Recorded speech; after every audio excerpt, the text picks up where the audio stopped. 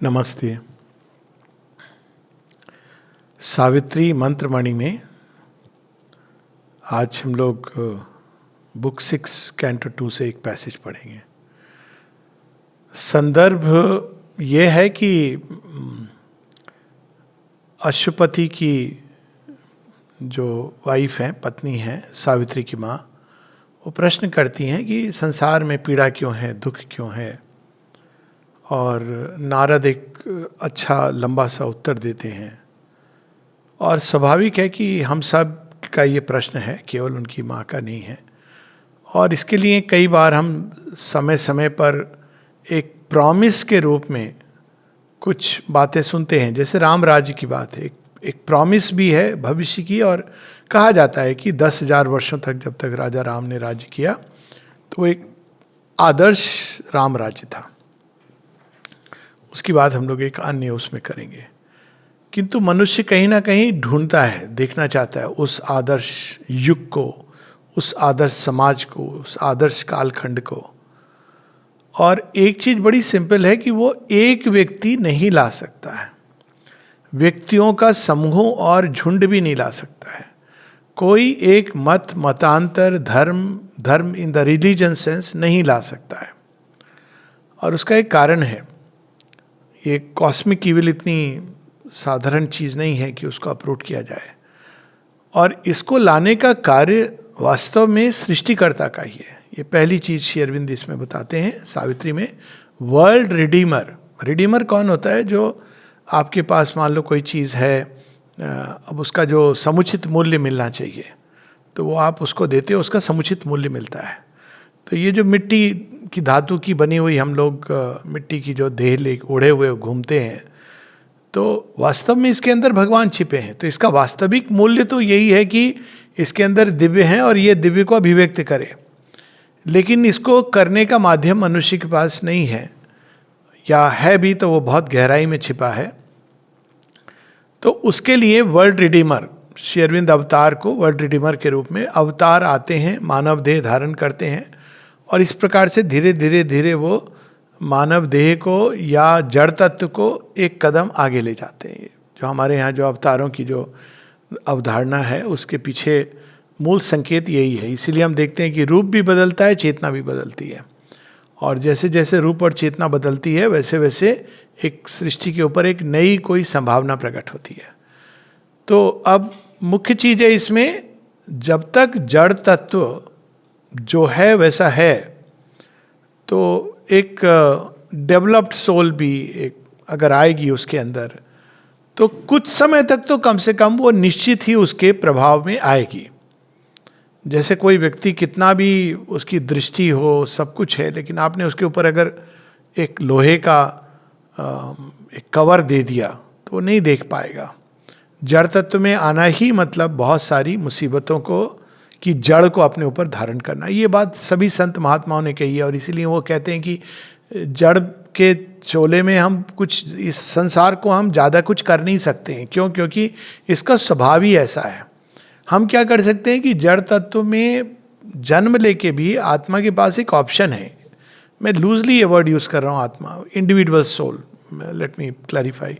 उसके पास ये ऑप्शन है कि वो इससे बाहर चली जाए। इसके मेटाफिजिक्स में नहीं जा रहा हूँ, इंडिविजुअल सोल और वन सेल्फ, क्योंकि उससे वो एक अलग डिस्कशन है। ये ऑप्शन है, ये ऑप्शन मनुष्य के अंदर आ गया है कि वो इसमें प्रवेश करे और उसको छोड़ के चला जाए। लेकिन अब ये तो वही वाली बात हो गई कि इतना सारा ड्रामा प्रपंच, उसके बाद वो छोड़ के चला जाए। It doesn't make sense. तो यहाँ पर जो इसका पूर्ण उत्तर है वो श्री अरविंद देते हैं। कहते नहीं, छोड़ के चले जाना ये एक मिसगाइडेड मिस्टिसिज्म है, ये एक आधा अधूरा प्रयास है। ये आवश्यक है कि हम इस जड़ तत्व के प्रभाव से मुक्त हों। ये तो आवश्यक है। मतलब हमारी जो चेतना है, जो वो बद्ध हो गई है, वो डलनेस जो आ गई है उसके अंदर, क्यों? जड़ तत्व के कारण। ऑब्सक्योरिटी जो आ गई है जड़ तत्व के कारण, जो अवचेतना, उसके अंदर जो अनकॉन्शियसनेस आ गई है, अचेत सी हो गई है, मिथ्यात्व आ गया है, वो जड़ चेतना के प्रभाव के कारण है। क्यों? क्योंकि जड़ चेतना निश्चेतना से निकल रही है। तो वो बहुत बुरी तरह उसकी जड़ों में ये विष मिला हुआ है। तो आप शरीर धारण करेंगे तो you become subject to all the diseases, maladies, problems वगैरह। लेकिन हर बार जब अवतार आते हैं तो उसको धीरे धीरे धीरे धीरे हल्की एक संभावना खोलते हैं। जैसे श्री राम की कहानी में आजकल श्री राम जी का चल रहा है तो अहिल्या, गौतम नारी अहिल्या त्यारी, तो वो जड़ पाषाण बन गई हैं। जड़ पाषाण के अंदर उनके स्पर्श से वो वापस अपने देवत्व को प्राप्त होती हैं। तो ये सब कहानियाँ संकेत हैं, क्योंकि एक अहिल्या के तो देवत्व धारण करने से नहीं होगा, और उसमें भी वो फिर फ्री हो जाती हैं, वो मानव देह में नहीं रहती हैं। क्योंकि मानव देह में रहना मतलब मानव संभावनाओं और समस्याएं दोनों को धारण करना। तो ये काम कर तो वास्तव में अवतार का ही है, और यही 10वें अवतार का कर्म यही है अल्टीमेटली, कि पूरी तरह भूभार हरण परमानेंटली। हर बार अवतार आते हैं, जब धर्म से ग्लानि होती है एक स्टेप आगे ले जाते हैं, परित्राणाय साधुनाम विनाशाय च दुष्कृताम। अगर वो परमानेंट होता तो अगले अवतार की आवश्यकता नहीं होती। तो 10 अवतारों के अवधारणा में ही इस बात का अपने आप संकेत है कि इसको एक अवतार या कोई एक अवतार इसको कंप्लीट नहीं कर सकता है। और उसका कारण ये है कि मनुष्य को धीरे धीरे धीरे तैयार होना है। कितना भी बड़ा टीचर हो, वो दूसरी क्लास के बच्चे को पकड़ के पीएचडी नहीं करा सकता है। तो उसमें एक टीचर आते हैं, फिर दूसरे आते हैं, फिर तीसरे आते हैं, इस तरह करके 10 अवतारों की श्रृंखला है, जिसमें अब एक चीज लगता है कि 10वें अवतार में ये काम कंप्लीट हो जाता है। वरना तो 10 अवतार के बाद एब्रप्टली नहीं रुकना चाहिए। मतलब ये जो 10 अवतारों की श्रृंखला है, it is carrying the evolution to a final culminating point. तो ये काम धरती पे पीड़ा कष्ट का अल्टीमेट जो अंत है, और ऐसा अंत कि वो दोबारा नहीं आए। राम राज्य में कहा जाता है कि दैहिक दैविक भौतिक तापा राम राज का हु नहीं व्यापा, और बताया जाता है कि उस सीमा में जो राम का राज्य था, तो उसके अंदर किसी प्रकार की आधी व्याधि रोग शोक नहीं होता था, किसी का काल मृत्यु नहीं होती थी, समय पर वर्षा होती थी, सब धन धान्य से घर भरा होता था, और सब लोग राइटियस थे, किसी के अंदर कोई दुर्भावना नहीं जागती थी। उसके बारे में हम लोग बाद में चर्चा करें। लेकिन ये इसका मलिन हो जाता है, बाद में ये चेंज हो जाता है, और इसको भी जानना जरूरी है, but that's for another talk. तो फिर अब ये तो समय लगेगा। अब श्री अरविंद तो एक फाइनल सील उन्होंने लगा दी है कि नहीं, अब ये लास्ट काम है जो वो और माता जी ने किया है। तो अब ये निश्चित कर दिया है उन्होंने कि अब जो ये फाइनल अवतार का जो काम है, दे हैव डन इट। अब वेदर उनको कोई माने ना माने वो एक अलग बात है। अवतार तो ढोल पीट के नहीं बोलते कि मैं ही हूँ कल की अवतार तो वो काम करते हैं और चले जाते हैं।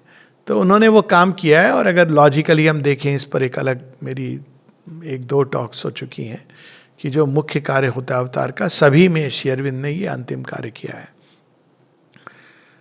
तो अब उन्होंने ये कार्य कर दिया, पर हम जहां खड़े हैं वो तो कहीं और है। तो अब बीच का जो अंतर है, जिसके बारे में उन्होंने कालखंड भी बताया कि 1000 वर्ष करीब एक एवरेज लें। हालांकि माता जी ने कहा मे बी लेस, कम से कम 300 साल 500 साल, पर 1000 वर्ष भी अगर हम देखें मिलियन ईयर से जो मनुष्य चलता चला आ रहा है, तो 1000 वर्ष एक सामूहिक चेतना के रूपांतरण का कोई बहुत अधिक नहीं है, बल्कि देखा जाए तो बहुत कम है। 1000 ईयर्स इज नथिंग। लेकिन जिस द्रुत गति से जा रही है तो लुक्स लाइक फ्यू 100 ईयर्स, पर फ्यू 100 ईयर्स भी हम लोगों के लिए तो बहुत कठिन होता है। एक जीवन है, अभी अभी क्या करें, 300 साल 500 साल बाद। तो यहाँ पर सावित्री मंत्र मणि से हम वो भाग करेंगे, हम क्या करें, कुछ करें कि ना करें, और करें तो क्या करें तो उसमें सारे उत्तर हैं सावित्री में। यह है बुक 6 कैंटो 2 पेज 451। पहले तो वो ये बताते हैं श्री अरविंद की ये जो धरती पर पीड़ा कष्ट ईविल, ये कैसे समाप्त होगा और इसका फाइनल सील कब लगेगी, ये कोई गवर्नमेंट लेजिस्लेशन नहीं कर सकती। ये पहले तो हम जान जाएं, ये अपेक्षा मूर्खतापूर्ण अपेक्षा है। कोई भी गवर्नमेंट कितनी भी धर्मनिष्ठ हो, धर्मपरायण हो, ये एक व्यक्ति भी नहीं कर सकता है। एक व्यक्ति एक प्रोसेस एक्टिवेट कर सकता है, ये भी माँ अपनी प्रार्थना में लिखती है। क्योंकि कोई भी एक व्यक्ति जब, इवन भगवान जब मानव देह धारण करेंगे तो उसमें एक सीमित संभावनाओं को लेंगे, बाकी और भी लोग होंगे जो अलग अलग संभावनाओं को अपने अंदर धारण करेंगे। तो it has to be a group of humanity. लेकिन जो अवतार है वो कम से कम ये कर सकता है कि वो एक फाइनल ब्रिज बना दे, और उसके बाद धीरे धीरे, जिसको कहते हैं ना, activate the process, initiate the process of change, जो श्री अरविंद करके पीछे आ गए हैं। तो अब यहाँ पे पेज 451 में पहले तो ये बताते हैं श्री अरविंद कि ये लॉ ऑफ पेन कब खत्म होगी। ये जो कष्ट का जो विधान है, नाना प्रकार के कष्ट, दैहिक, दैविक, दैहिक जो शरीर का है, दैविक जो आपके भाग्य से जो भी कर्मों की गति, दैहिक, दैविक, भौतिक जो एनवायरमेंटल इश्यूज हैं, दैविक में आप सूक्ष्म जगत के सारे मेंटल प्रॉब्लम, सारी चीज़ें ले लें, सामाजिक बुराइयां। तो अब यहाँ पे पहले ये बताते हैं कि all contraries with the long dissidence, एक सीक्रेट लॉ है जो सूर्य की जो लॉ है, जिसकी बात का जो विधान है, धरती पर दो विधान ऑपरेट करते हैं, एक है ईश्वरीय विधान और एक है मृत्यु का विधान। हमको ये दोनों अक्सर लोग एक मिला देते हैं। ईश्वरीय विधान ऑपरेट करे, कंप्यूटर की भाषा करें, एक्टिवेट करे, तो उसके लिए हमको अपने सॉफ्टवेयर को अपग्रेड करना है। जब तक वो नहीं होता, हमारे विकास के लिए मृत्यु का विधान ऑपरेट करता है। मृत्यु का विधान क्या है? कष्ट, पीड़ा, दर्द, मार मार के वो ले जाता है वही रास्ते पर अंत में, a whip to lash us towards a deathless state. लेकिन वो कष्ट का विधान है। अब ये क्यों ऑपरेट करता है? क्योंकि हम अभी उस तरह से तैयार नहीं, खुले नहीं है, डायरेक्ट ईश्वरीय विधान। तो मृत्यु के विधान में ईश्वरीय हस्तक्षेप होता है कि आप, विधान तो वही है, लेकिन आप बड़े आर्त भाव से आपने प्रार्थना की, त्राही माम, और एक कोई चीज इंटरवीन करती है कुछ समय के लिए, आपके व्यक्तिगत जीवन को, समूह के जीवन को भी बदल सकती है, एक नई दिशा दे सकती है, पर वो परमानेंट सॉल्यूशन नहीं है। परमानेंट सॉल्यूशन तो तभी है जब ईश्वरीय विधान, जो एक भगवान कैसे इवॉल्व करवाना चाहते हैं हम लोगों को, इन freedom, in love, in beauty, in delight, वो नहीं चाहते पीड़ा कष्ट के द्वार से ले जाना, लेकिन अभी वो ऑपरेट कर रहा है। इसीलिए लॉ ऑफ पेन की बात करते हैं। लॉ ऑफ पेन इवोल्यूशन की प्रोसेस में आ गया है। ये नहीं कि भगवान चाहते हैं कि ऐसा हो, लेकिन उन्होंने इसको स्वीकृति दी है। जैसे कोई बच्चा बहुत ही उदंड हो, माता पिता की बात नहीं मान रहा हो किसी प्रकार से, ये नहीं कि माता पिता बहुत अच्छे होते हैं, बट मान लीजिए कि आपके माता पिता भगवान स्वयं हैं, अच्छी बातें कह रहे हैं, लेकिन बच्चा नहीं मान रहा है, उसके विपरीत जा रहा है, सब विरोध कर रहा है, तो फिर माता पिता क्या करते हैं? पुराने समय में ये था ना, हॉस्टल में भेज देंगे, ठीक हो जाएगा। हॉस्टल में ज़्यादातर तो बिगड़ते हैं बच्चे, लेकिन वो क्योंकि वहाँ सभी बिगड़े हुए बच्चों को उन्होंने भेजा है। आश्रम के अलग हैं, हॉस्टल वो एक अलग बात है, लेकिन वो भेज देते हैं वहाँ पे। तो वहाँ पे उनको लगता है कि कोई बाहर से, अब माता पिता तो मेल्ट हो जाते हैं, बहुत जल्दी पिघल जाते हैं, कोई होगा जो स्ट्रिक्टली उसको समय से उठो, बिस्तर सही करो, रात को इस टाइम बैठो, पढ़ने के समय पढ़ो, करना पड़ता है आपको, यू हैव नो चॉइस। हम लोग भी उससे गुजरे हैं, लेकिन हम लोग ने तरीका निकाल लिया था कि पढ़ाई के समय नींद आ रही है तो हम लोग बैठ के, टीचर को पता नहीं चलता था, वो क्रिकेट खेलते थे। तो वो एक अलग चीज़ है, मतलब आपकी प्रकृति रास्ता ढूंढ लेती है आपको। तो ये, लेकिन ये ज़रूरत नहीं पड़नी चाहिए। तो यहाँ पर लॉ ऑफ पेन कब समाप्त होगी? जब हम उस स्थान पे, भूमि पर पहुंच जाएंगे जहाँ हर चीज़ का जो सच्चा विधान है, जो ईश्वर ने हमारे लिए जो मेन प्लानिंग की है, वो प्रकट होगी। अभी हम ईश्वर की प्लानिंग से नहीं चल रहे, हम समाज की प्लानिंग, माता पिता की प्लानिंग, शिक्षकों, अभिभावकों की प्लानिंग, इसके अनुसार चल रहे हैं। अपने ही एम्बिशंस की प्लानिंग, अपनी ही कामनाओं की प्लानिंग, ईगो की प्लानिंग। तो अभी हमारे अंदर सीक्रेट लॉ ऑफ थिंग्स वो प्रिवेल नहीं कर रही है, और ये फ्रीडम दी गई है। अब वहां पे क्या होता है, जिस सुपर माइंड की बात करते हैं Shri Aurobindo, all contraries heal their long dissidence, वहां यूनिटी का है, समावेश है अपने आप। तो वहां डिवीजन के आधार पर सृष्टि नहीं चलती है, वहां यूनिटी के आधार पर चलती है। There meet and clasp the eternal opposites. Eternal opposites कौन है? इटर्नल की बात कर रहे हैं, गुड एंड ईविल। तो वो कैसे क्लैस्प करके? Evil transforms itself into its original good, good transforms itself, good also transforms itself into the divine good. Divine good और ह्यूमन गुड अलग है। ह्यूमन गुड होता है कि मेरे जीवन में भगवान सब अच्छा कर देना, मतलब मेरे बच्चे का, मेरा जो धन धान्य से भरा, यही बस ह्यूमन गुड। पर डिवाइन गुड है कि हम डिवाइन डिविनिटी में ट्रांसफॉर्म्ड हो। तो और ईविल तब तक ऑपरेट करेगा जब तक आप स्वयं ही डिवाइन गुड की ओर नहीं जाते हैं। तो इसलिए ईविल भी चेंज हो जाता है। ईविल का काम क्या था? Evil is born from the left hand of God, शक्ति, उससे वो जन्मा, फोर्स, तो फोर्स को रिप्रेजेंट करता है, और जो गुड है वो ज्ञान को रिप्रेजेंट करता है।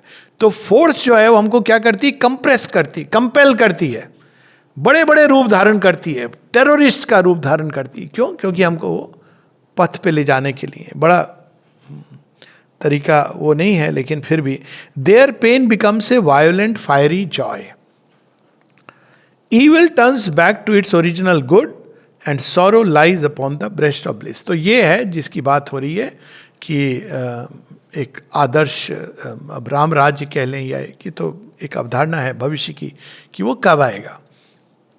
इस तरह से नहीं आएगा जैसे कुछ मूर्ख लोग स्टार्ट की। गांधी जी ने कहा था राम रहीम दोनों को जब हम समान रूप से देखेंगे, देखेंगे नहीं, उन राम की भी जगह होगी, रहीम की भी जगह होगी। It will go beyond religion, it is something जो एक मनुष्य के अंदर की चेतना का रूपांतरण की बात हो रही है। She has learn to weep glad tears of happiness. तो सौरव क्यों नहीं होगा? सारा जो दुख है उसका मूल कारण यही है कि हम भगवान से अलग हैं। अगर आध्यात्मिक कारण अगर देखा जाए तो आपको दुनिया भर की सब कुछ मिल जाएगी, फिर भी आप दुखी रहोगे। और जितना आत्म केंद्रित होगे, आत्म अगेन ईगो केंद्रित होगे, उतना अधिक दुख में होगे। क्योंकि ईगो क्या कर रही है? हमको कट कर रही है। अरे मैं अकेला हूँ, मैं बेचारा हूँ, मैं अवल हूँ, मैं निर्बल हूँ, मैं मूर्ख हूँ, मेरा कोई नहीं है संसार में। ये पीड़ा कष्ट का कारण है। और अगर आप सदैव ईश्वर का सानिध्य प्राप्त है तो आप क्या बोलोगे? अरे कैसा भी हूँ, ईश्वर के साथ हूँ, बाकी पीरियड, विराम। तो यही अंतर है सौरों का जो मूल कारण है। तो वो जब चेंज हो जाएगा तो सब कुछ चेंज हो जाएगा। Then shall be ended here the law of pain, तब समाप्त हो गया। अब ये उन्होंने परम आश्वासन भी दे दिया और काल नहीं बताया, समय नहीं बताया। साथ में उन्होंने वर्णन दिया है कि वो कैसा होगा जब लॉ ऑफ पेन एंड करेगी, धरती कैसी बन जाएगी। Earth shall be made a home of heaven's light, a seer heaven born shall lodge in human breast. मनुष्य स्वतः ही ऋषित्व को प्राप्त करेंगे। सीयर, उनकी दृष्टि सत्य और असत्य मिथ्यात्व में भेद कर पाएगी directly. The super conscient beam shall touch men's eyes. अभी तो हम आँख वाले अंधे हैं, तो आँख वाला अंधा होना बड़ा भयानक है, क्योंकि जिसकी आंखें नहीं है उसको पता है कि वही मेरी आंखें नहीं हैं। लेकिन जिसकी आंखें हैं उसको इल्यूजन है कि मैं जान रहा हूँ, मैं देख रहा हूँ, जो मैं देख रहा हूँ वो सच देख रहा हूँ। ये बड़ी भयानक चीज होती है। तो यहाँ पे super conscient beam and the truth conscious world come down to earth. और तब वो जो अति चेतन जगत है, सुपरामेंटल वर्ल्ड। अब यहाँ पे क्योंकि अश्वपति को नारद ये भविष्यवाणी कर रहे हैं, इसलिए यहाँ पे भविष्य का संकेत है। लेकिन सावित्री के अंत में हम जाते हैं तो उसमें इस चीज की प्रॉमिस है कि हाँ, अब ये वरदान सावित्री ने प्राप्त कर लिया है मनुष्यों के लिए। पर यहाँ पे एक संकेत है, एक आश्वासन है कि तब इस संसार में जब ट्रूथ कॉन्शियस वर्ल्ड, यानी जो जगत, कई जगत हैं, एक जगत नहीं है, ये जगत में सत्य से हम बिल्कुल अज्ञान में रहते हैं। और वह जगत है जहाँ वो जगत में प्रत्येक वस्तु, प्रत्येक गति, प्रत्येक व्यक्ति, प्रत्येक ऊर्जा सत्य के प्रति सचेत है। अब देखिए डिफरेंस, देखिए यहाँ वस्तुओं को छोड़ो, मनुष्य भी नहीं कॉन्शियस नहीं है। वहाँ सुपरामेंटल वर्ल्ड का जब डिस्क्रिप्शन होता है वस्तुएं भी कॉन्शियस है। तो वो अब इसका कहीं कहीं हम वर्णन सुनते हैं ना कि अब ये जब राम धनुष की बात आती है, अब ये क्या है साइन, पिनाक धनुष है या सारंग धनुष है विष्णु भगवान का जो राम जी। अब वो जो धनुष है वो कॉन्शियस है, वो रावण को नहीं उठाने देगा। क्यों? क्योंकि वो धनुष स्पर्श के द्वारा जान रहा है कि इसमें बाहुबल है, आत्मबल नहीं है। माता सीता को वो धनुष पहचान रहा है कि ये तो साक्षात जगत जननी है। श्री राम के स्पर्श से वो जान रहा है बाहुबल भी है और आत्मबल भी है। अब देखिए वस्तु कॉन्शियस है, और इसीलिए जब परशुराम जी को ये डाउट होता है तो वो कहते हैं कि मैं तो बहुत क्रोध में आ जाते हैं। तो क्रोध में वो क्या कहते हैं, एपेरेंट क्रोध में वो विष्णु भगवान का सारंग धनुष उतार लाते हैं कहते हैं ठीक है, तुमने ये क्या किया पता नहीं, टूट गया धनुष तुमसे, ये उठा के दिखाओ, इसको तो मैं ही बड़ी मुश्किल से उठा पाता हूं, और तुम तो धारण कर ही नहीं सकते हो, प्रत्यंचा चढ़ाना छोड़ो, तुम उठा भी लो और प्रत्यंचा चढ़ा दो। तो बड़ी इंटरेस्टिंग स्टोरी है, क्योंकि राम जी की आजकल कथाएं चल रही हैं। तो राम जी मुस्कुराते हैं, वो सारंग धनुष पकड़ाते हैं, उठा लेते हैं, प्रत्यंचा भी चढ़ा देते हैं। प्रत्यंचा जैसे ही चढ़ाते हैं उसमें बाण आ जाता है। वो कॉन्शियस है, उसमें उनको कुछ कहना नहीं है, वो जानता है कि किसने उठाया है, वो किसी और को उठाने नहीं देगा, और फिर वो बाण भी आ जाता है। तो राम जी की अब दुविधा ये है कि मैं कहाँ चलाऊं। कहते परशुराम जी से, आप तो चिरंजीवी हैं, आपको तो मैं मार नहीं सकता, ही इज रेडी। अगर बाण, अब वो देखिए, वो कॉन्शियसनेस से ड्रिवन है वो बाण, तभी तो उन्होंने इतना बड़ा सारंग धनुष वहीं तो मिलता है श्री रामचंद्र को। तो कहते हैं कि मैं ये बाण कहाँ चलाऊं, अब आप बताइए। तो वो कहते हैं कि मेरे पास दो चीज़ों में से किसी को तो नष्ट करेगा वो बाण।